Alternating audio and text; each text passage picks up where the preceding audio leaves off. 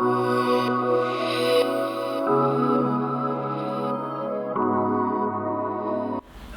I'm Randy Shrum, an audit partner with Marshall Jones. In cooperation with the Georgia Center for Nonprofits, I'd like to welcome Shari Martin, the President and CEO of the Cobb Community Foundation. We served together first on the board of the Community Foundation, and then Shari actually transitioned to the leadership role there, where she's done such an awesome job. I'm such a big fan.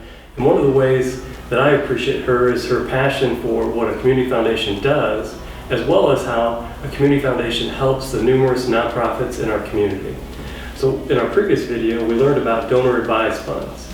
And part of that then was the give, grow, and grant. Right. Could you now walk us through, if I was a member of the Georgia Center for Nonprofits and I had a great mission and I wanted to see how I could continue to grow that, and how would I gain access then to these grants coming out of the donor advised funds? That's a great question, Randy. I would tell you, and this is where community foundations can be so helpful, is it's our job to know what the needs are and the issues are in our community. It's our job to know who is serving those needs, and we want to know that. It's also our job to know what our donors and fund holders, what causes are most important to them.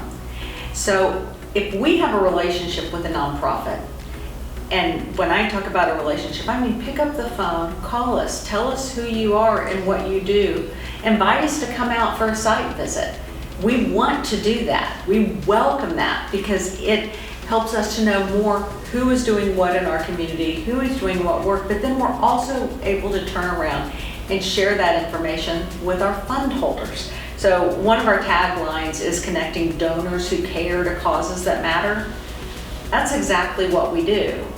And we've got dozens of examples of nonprofits in our community that some of our fund holders had never heard of, who now are their biggest fans.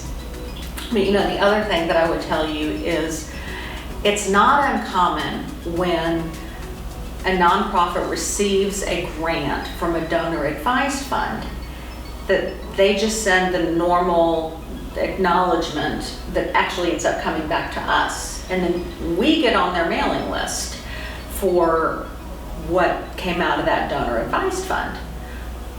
We want to be on their mailing list, but you also want the donor to be on the mailing list. They were the ones who made the decision to make a grant from their fund to the nonprofit. And all too often that somehow gets lost in translation. So I would say whenever you receive a grant from a donor advised fund, and this is if it's from a community foundation, from a commercial charity, from whomever, be sure that you are taking the information about who the donor is and the donor's address and contact information, and reach out to that donor and treat them the same way you would treat any other donor to your organization. And I would say even step it up a notch, because that donor has already set aside dollars. They've got a donor advised fund, they have already set aside charitable dollars. So when they make a gift to you, they're not taking it out of their pocket. They're taking it out of a charitable resource that they've already created. And you may receive some checks from donor advised funds where the client name is not provided or their address is not provided. That definitely happens, and it's because the donor has checked a box that says don't share that. But I would encourage you still reach out, particularly if you're dealing with the community foundation. Reach out to the community foundation and say, we'd really like to meet them. We had this situation come up just recently where the donor had said, don't share my address. So we didn't. The nonprofit called us and said, we'd really like to send a thank you note. Could you share the address? We picked up the phone and we called our fund holder and he said, sure. Great. And frankly, that made an impression on them. So they're even more likely to give now because the receiving organization made it a priority to say thank you. Awesome. Plus, if people just have a general mission in mind, like veterans or homeless or children, you can help them in the right direction as well. Absolutely. Absolutely, that's a big part of what we do.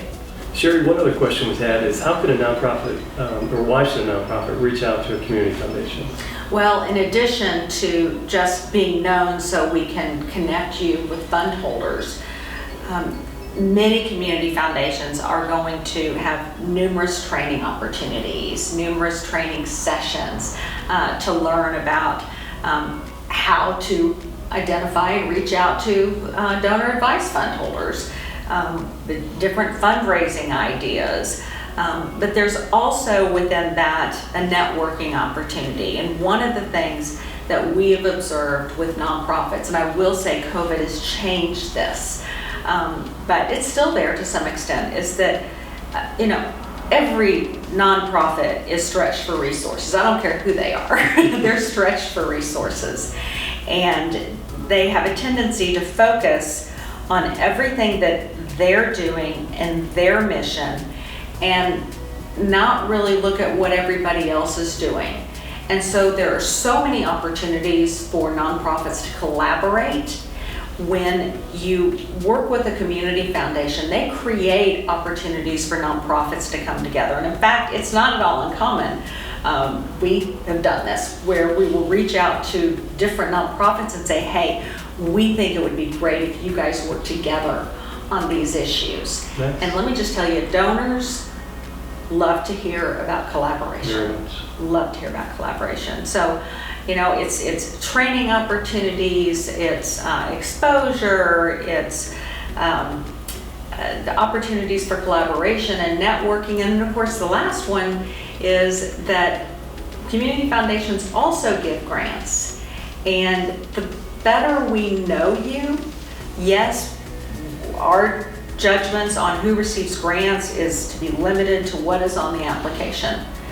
But you can't help when you know an organization, you're able to fill in, and your mind just does this, gaps in the application because you know the organization. So it helps. Sure.